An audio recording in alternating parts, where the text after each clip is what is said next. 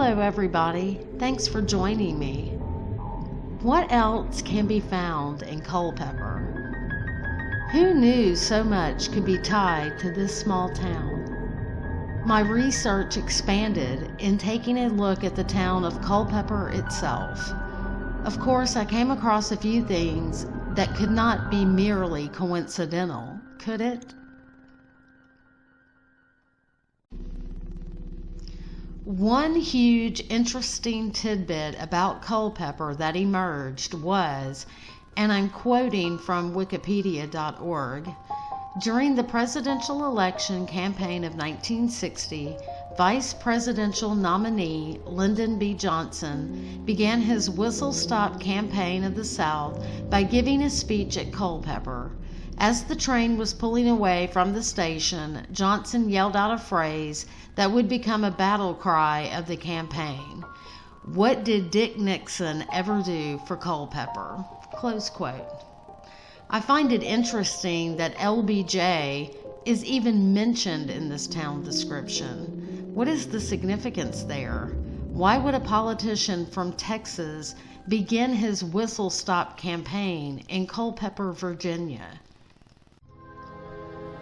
Well, maybe if you knew the connections of L.B. Johnson to one of Marion Petty's mentors, Charles E. Marsh, who purchased 600 acres in Culpeper, then it would make more sense, right?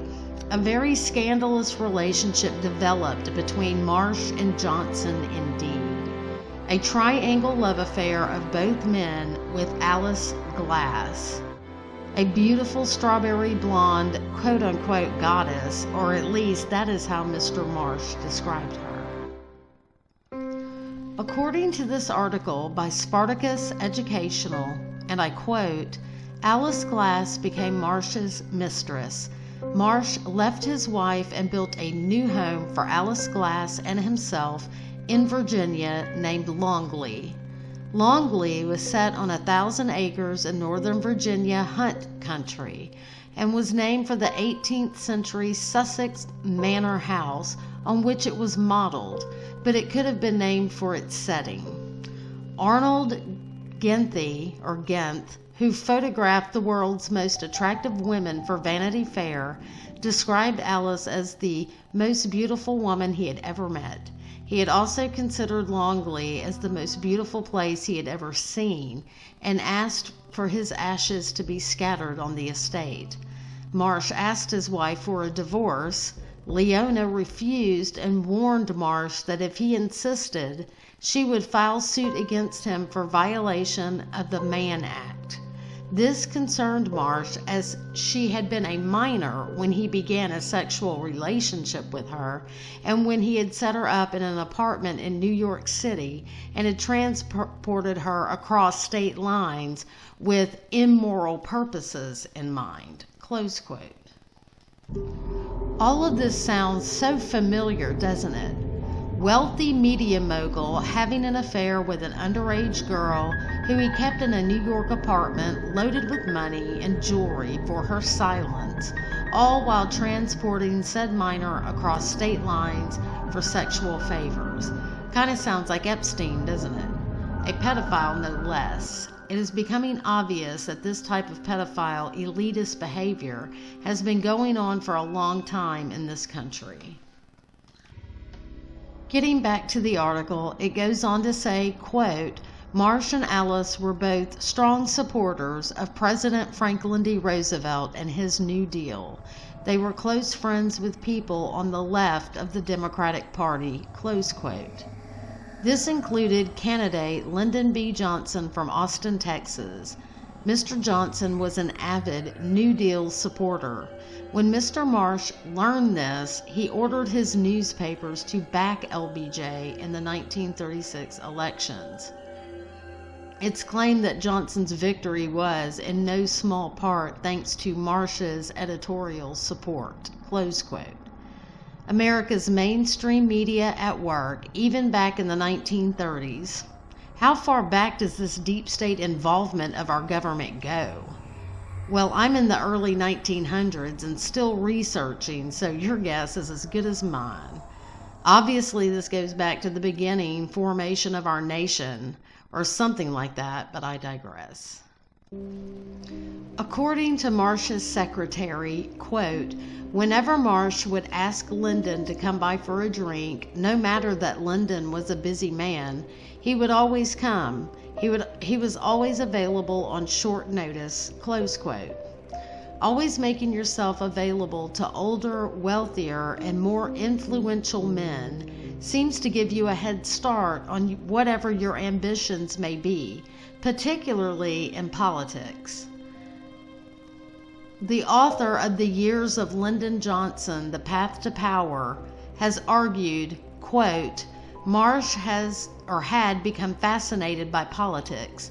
He wanted to feel he was on the inside of that exciting game. Johnson made him feel he was, close quote.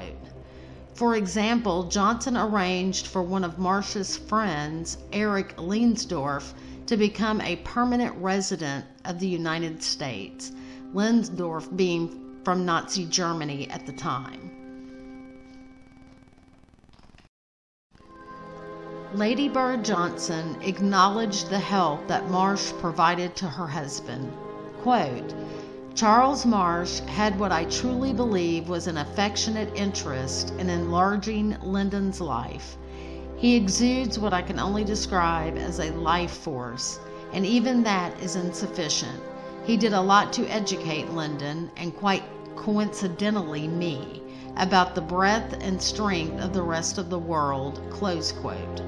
Marsh rewarded Johnson by helping him in his campaign to return to Congress. Not only that, but Marsh financially backed, or bought and paid for, Lyndon B. Johnson. Mr. Johnson started receiving a direct salary from Mr. Marsh. Even though Johnson's success to the Congress didn't officially happen until 1948, the financial backing of the future senator ensured Mr. Marsh's influence in our Congress, and ironically, Johnson won by 17 votes.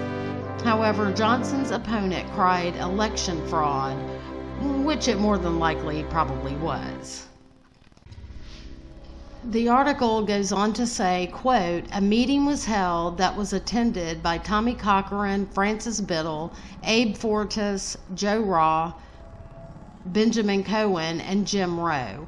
It was decided to take the case directly to the Supreme Court. A motion was drafted and sent to Justice Hugo Black. On the 28th of September, Justice Black issued an order that put Johnson's name back on the ballot. Later, it was claimed by Raw that Black made the decision following a meeting with Cochran. On the 2nd of November 1948, Johnson easily defeated Jack Porter, his Republican Party candidate. Coke Stevenson now appealed to the Subcommittee on Elections and Privileges of the Senate Rules and Administration Committee. Cochran enjoyed a good relationship with Senator Styles Bridges of New Hampshire. He was able to work behind the scenes to make sure that the ruling did not go against Johnson.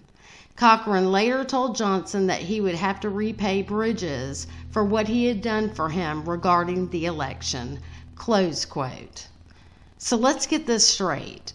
Mr. Marsh bought and financed Lyndon B. Johnson, future President of the United States, and Marion Petty, mind control expert and CIA liaison. Oh, what tangled web we weave indeed.